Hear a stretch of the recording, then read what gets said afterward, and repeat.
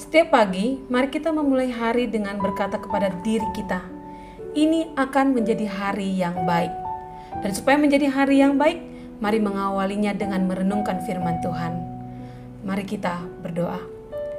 Damai sejahtera Allah yang melampaui segala akal, kiranya memelihara hati dan pikiran kamu sekalian, di dalam nama Tuhan Yesus Kristus.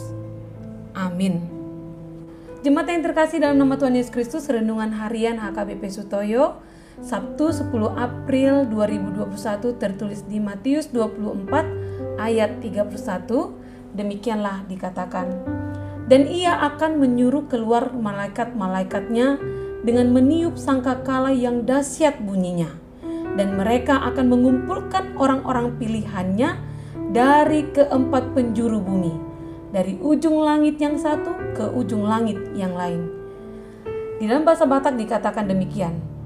Jadi suruan nama aka suruh-suruan namar sarune macegogo. Jadi sian desa nawaluima papungona sida aka na pinilitna sian suhini langit nasada rodi nasada narii. Demikian firman Tuhan. Manusia tidak berhenti ingin mengetahui apa yang tidak ia ketahui. Sudah tahu tetap ingin tahu. Ketika sudah tahu, tidak mau tahu. Padahal ketika manusia semakin tahu, ia semakin banyak tidak tahu. Tetapi manusia tidak pernah mau berhenti untuk mencari tahu.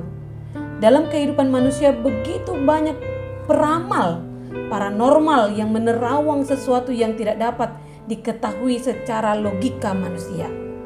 Dan tidak sedikit orang datang ke paranormal untuk mencari tahu tentang masa depan hidupnya, tentang pekerjaannya, rumah tangga, pasangan hidup, juga termasuk tentang bermain judi.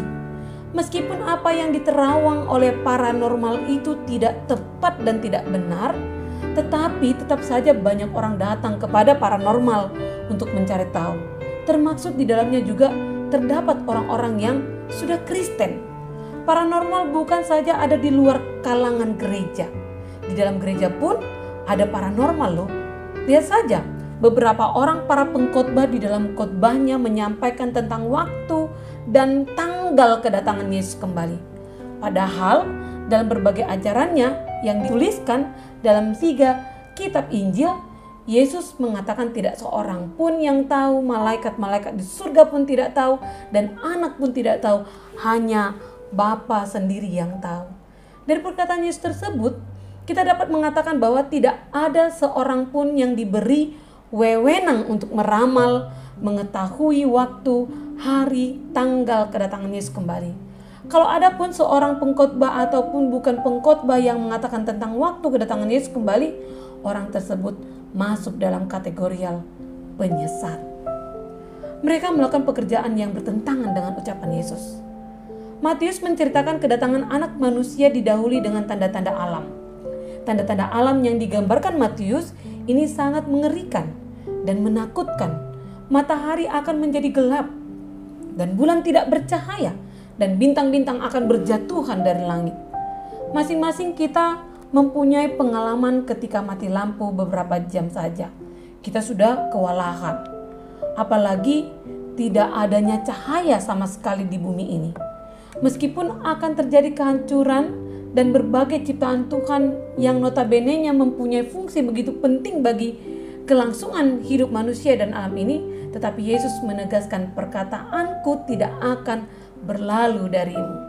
Disinilah Yesus mau menegaskan bahwa kehancuran berbagai ciptaan Tuhan yang begitu penting bagi kelangsungan hidup manusia dan alam ini tidak ada artinya dibandingkan dengan keabadian firman Tuhan. Oleh karena itu, tidak ada gunanya bila kita memfokuskan diri kita untuk mempelajari kapankah waktunya Yesus datang kembali. Yang paling berguna bagi kita sebagai orang percaya kepada Tuhan Yesus adalah mempersiapkan diri sesuai dengan firman Tuhan untuk menyambut kedatangannya kembali. Adalah suatu kesia-siaan bila kita memperkirakan hujan akan turun, tetapi kita tidak menyediakan payung. Adalah lebih baik sediakan payung sebelum hujan. Yang lebih penting adalah terus menyatakan firman Tuhan dalam kehidupan sehari-hari. Dengan kita terus menyatakan firman Tuhan dalam kehidupan ini, sama artinya kita siap untuk menyambut kedatangannya kembali. Kapanpun dia akan datang sesuai dengan kehendak Bapa yang di surga, jika kita tetap setia melakukan firman-Nya, maka ketika malaikat-malaikat Tuhan datang dan sangkakalanya dibunyikan dan proses pemisahan antara orang benar dari orang jahat itu dilaksanakan, kita tidak perlu khawatir karena sudah pasti kita akan mendapatkan tempat yang telah disediakan Kristus, Tuhan bagi hambanya yang setia. Maka tetaplah menjadi anak Allah yang setia dalam firman-Nya agar kita menjadi pemenang kelak pada masa penghakiman-Nya. Amin. Mari kita berdoa.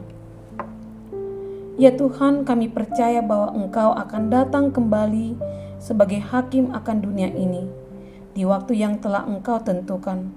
Selama waktu itu belum tiba, berilah kami hati yang setia menaati firman-Mu, agar kelak kami menjadi pemenang dalam kerajaan surga-Mu. Mampukan kami menghadapi kesulitan hidup membentang di hadapan kami, tanpa harus melupakan Engkau, agar kami bertahan hingga hari penghakiman-Mu tiba.